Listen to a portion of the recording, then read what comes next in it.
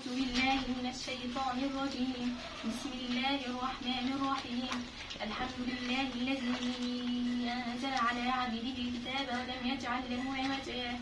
قيما لينذر بأسا شديدا من لدنه ويبشر المؤمنين الذين يعملون الصالحات أن لهم أجرا حسنا ماكثين فيه أبدا وينذر الذين قالوا اتخذ الله ولدا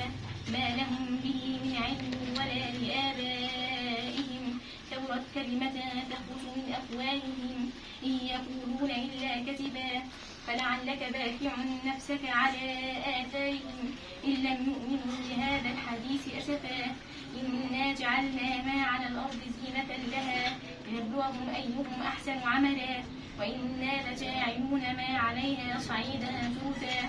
أم حسبت أن أصحاب الكهف والرقيم كانوا من آياتنا عجبا إذ أوى الفتية إلى الكهف فقالوا ربنا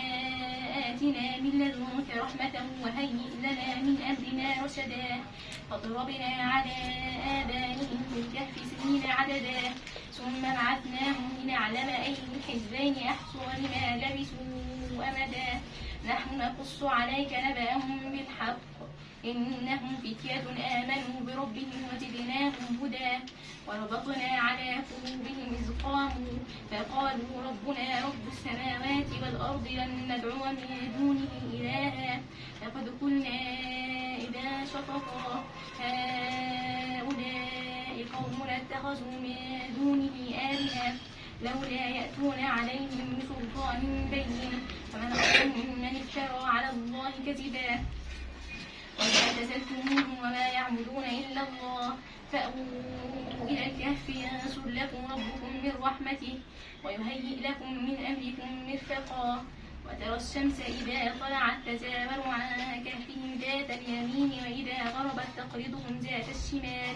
وهم في فجوة منه ذلك من آيات الله من يهد الله فهو المهتد ومن يضلل فلا تجد له وليا مرشدا وتحسبهم أيقاظا وهم رقود ونقلبهم ذات اليمين وذات الشمال وكلبهم باسط ذراعيه بالوصيد لو اطلعت عليهم لوليت منهم فرارا ولملئت منهم رعبا وكذلك بعثناهم ليتساءلوا بينهم قال قائل منهم كم لبثتم قالوا لبثنا يوما أو بعض يوم قالوا ربكم أعلم بما لبثتم فابعثوا أحدكم يورقكم هذه إلى المدينة فلينظر أيها أزكى طعاما فليأتكم برزق منه وليتلطف